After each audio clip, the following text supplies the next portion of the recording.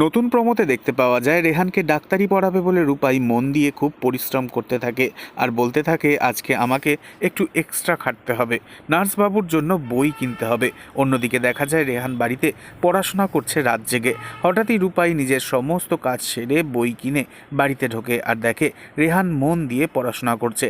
তখন রূপাই নতুন বই রেহানের হাতে তুলে দেয় আর বলে, কাল আপনার ডাক্তারির এন্ট্রান্স পরীক্ষা, আজ আপনাকে মন দিয়ে পড়াশোনা করতে হবে, কোনো হেল্প লাগলে বলবেন আমায়।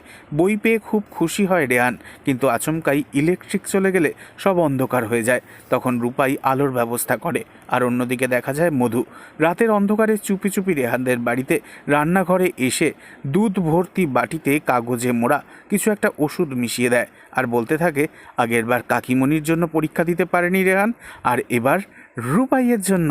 এই বলেই হাসতে থাকে সে। অন্যদিকে দেখা যায় সারা রাত পড়তে পড়তে রেহান একটু টায়ার্ড হয়ে গেলে রূপাই রেহানের জন্য গরম দুধ নিয়ে এসে দেয়। আর রূপাইয়ের হাতের সেই দুধ খাওয়া মাত্রই অসম্ভব রেহানের গলায় জ্বালা আর ব্যথা করতে শুরু করে। নিমেষের মধ্যে মাটিতে অজ্ঞান হয়ে লুটিয়ে পড়ে রেহান, আর তা দেখে চমকে ওঠে রূপাই। তবে কি রেহানকে ডাক্তার বানানোর সব স্বপ্ন মিথ্যে হয়ে যাবে রূপাইয়ের, নাকি আগামী দিনে রূপাই ঠিক কোনো না কোনো সূত্র খুঁজে পেয়ে মধুকে এবার উচিত শিক্ষা দেবে? নেক্সট আপডেট জানতে এক্ষুনি সাবস্ক্রাইব করে আমাদের সাথেই থাকুন। ধন্যবাদ।